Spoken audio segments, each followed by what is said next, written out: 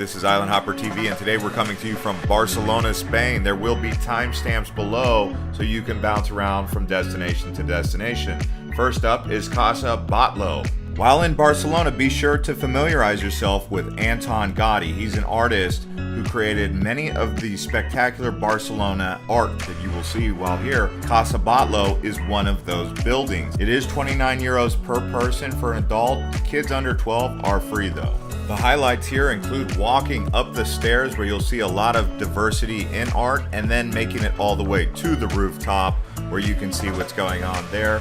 Gaudi really was in a league of his own. And here is a little sneak peek at what you will see when you're on top of the roof here. And as we continue to take note of the beautiful structures here by Antoni Gaudi, we are now moving on to La Sagrada Familia. This basilica here is a cathedral for the Catholic Church. It actually began construction in 1882, and still to this day it is under construction. It did open in 2010 for the very first time. When you go here, do be aware that it is still a work in progress, and when you're there, take note just how intricate these structures really are.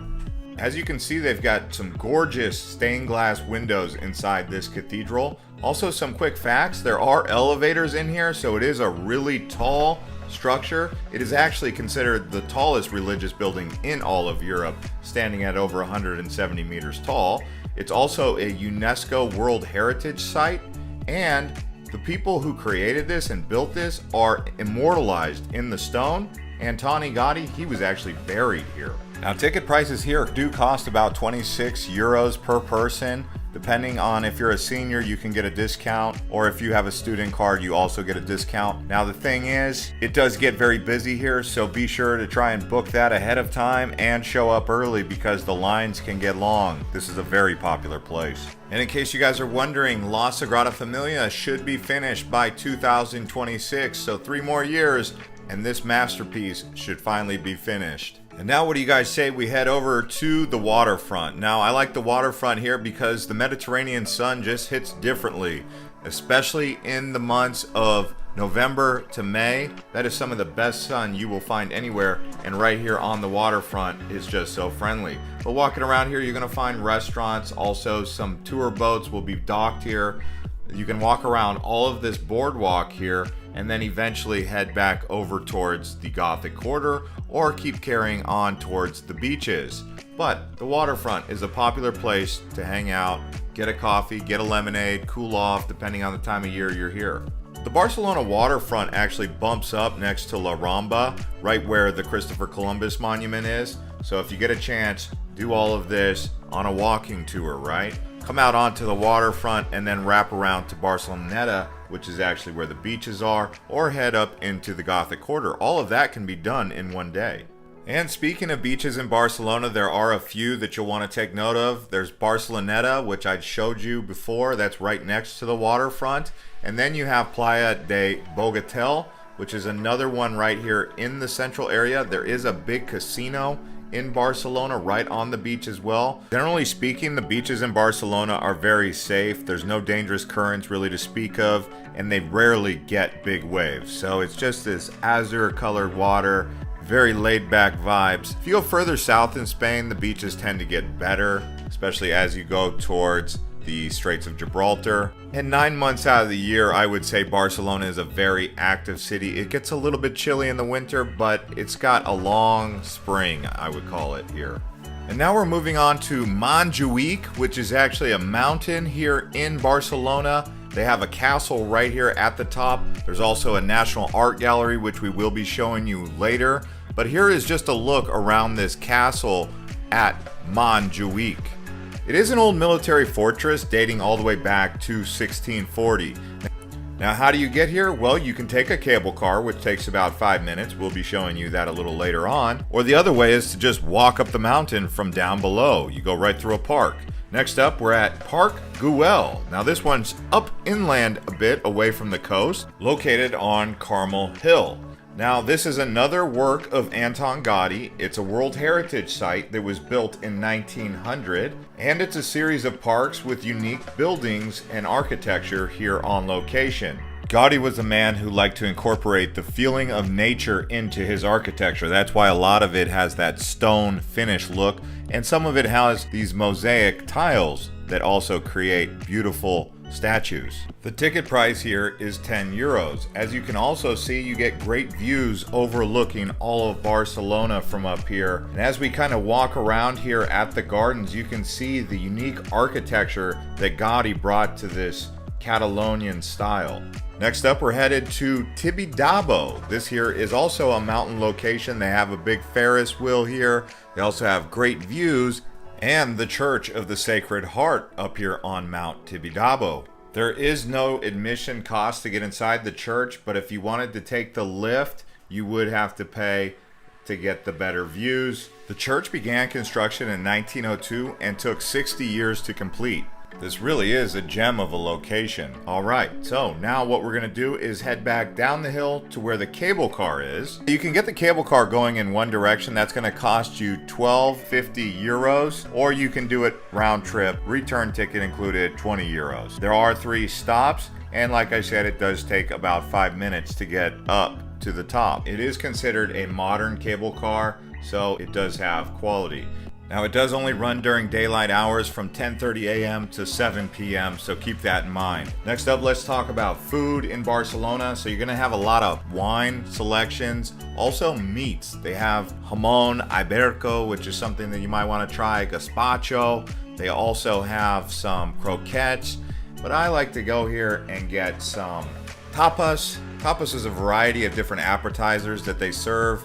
And then you also have lamb shank. I really like lamb chops here. And when it comes to veggies, expect to have a lot of onions. You're gonna have some tomatoes, obviously, with the gazpacho. Fresh salad, and believe it or not, they do love their beans. White beans, brown beans. You can also get fresh produce from the local markets, especially the one on La Rambla. Plenty of variety in seafood dishes for those of you who love their seafood. Barcelona's got you covered. And then, like I said before, lots of assorted meats. And this here is the Arc de Triomphe, but this is the arch that actually led to the 1888 World Exhibition Fair that was held right here at Parc de la Ciutadella, which is actually right in the heart of Barcelona, in my opinion. So this area right here, I do recommend walking around this park. It's very relaxed, and I actually think this is one of my favorite ponds I've ever been to, this one here around the park. Entrance to the park and the arch is actually free, so that's good news. It opens up at 10 a.m. for those of you who want to get an early morning in. Not going to happen here, but the grounds are extensive. They do cover around 70 acres. And by the way, if you guys check the links in the description, you'll see we did a top 25 best cities to visit in Europe. So if you haven't already seen that video and you're looking to go to Europe, definitely must watch that. I will put a link below in the description and the comment. And let's keep this show on the road. Now we're headed up to Santa Maria, Montserrat, or the Abbey of Montserrat as it's known. This is actually a Benedictine monastery up here in the mountains. It's about an hour and a half to 2 hours away from Barcelona. And to the people of Barcelona, this is considered a sacred mountain. It is an old mountain. The Romans knew about it. And inside of the actual house, there's an ancient wooden statue of the Virgin Mary and her child that was supposedly carved by St. Luke. Now we're headed back down to Barcelona to the Gothic Quarter. This area is very much like cruising through medieval streets.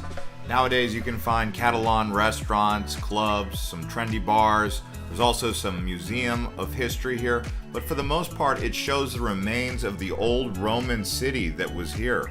Artisans still are selling their leather, and there's other street vendors around the area that ultimately leads towards La Rambla. And the reason this place is so popular is because this is where the Romans supposedly laid claim to the land and built their first settlement right here on this coastline. That's why it's so famous. It also has this labyrinth of pathways and streets and architecture that really takes you back in time and gives you this medieval atmosphere feeling. Next up, we're headed to the National Art Museum of Catalonia. Here they're going to have works of art by Picasso. They also have some Romanesque art, and as you go around this big, huge museum, you realize it's more than just an art museum. It really is an architectural wonder right here in Barcelona. There are many famous artists who have their art here. Famous works of art like The Woman in the Hat and Fur Collar by Pablo Picasso. And they say entrance into this museum is actually free after 3 o'clock on Saturdays. They do have a collection size of 290,000 pieces, and they average an annual attendance to this museum of 1 million visitors per year. I highly recommend this art museum.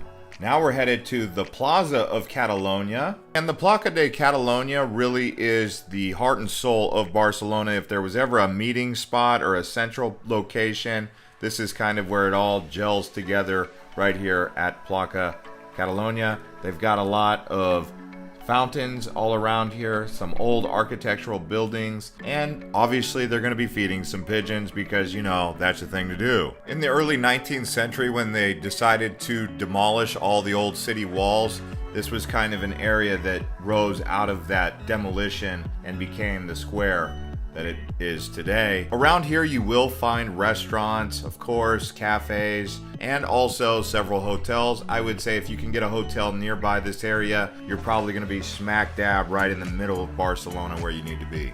And next up, the statue of Christopher Columbus here in Barcelona. It's in a great area.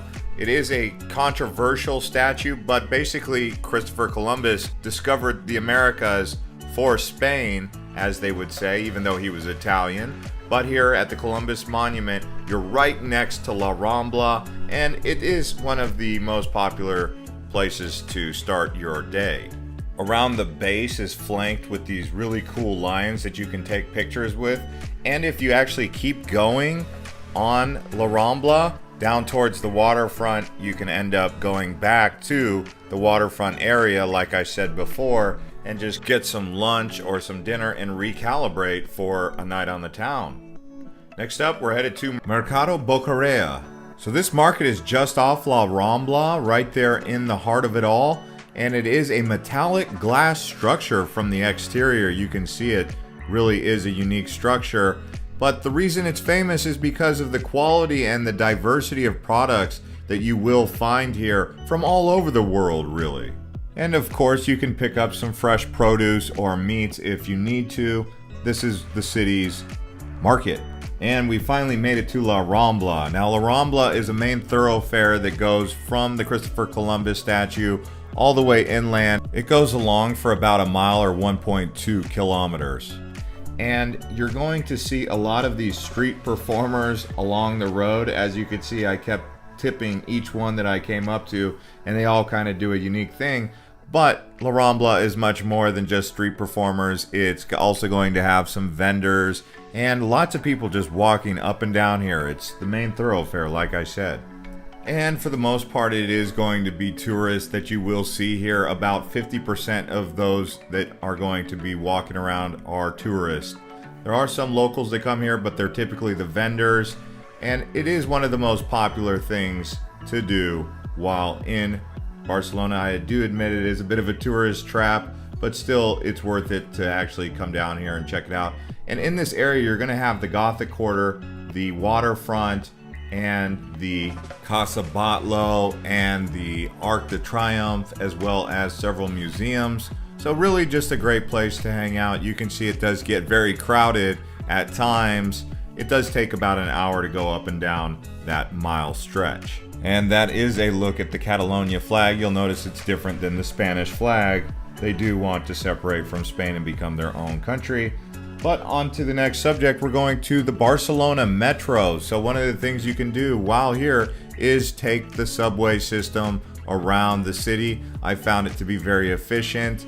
And if you wanted to take the subway from La Rambla to the National Palace, you can easily do so. This is going to be another one of those walking areas. It is a plaza.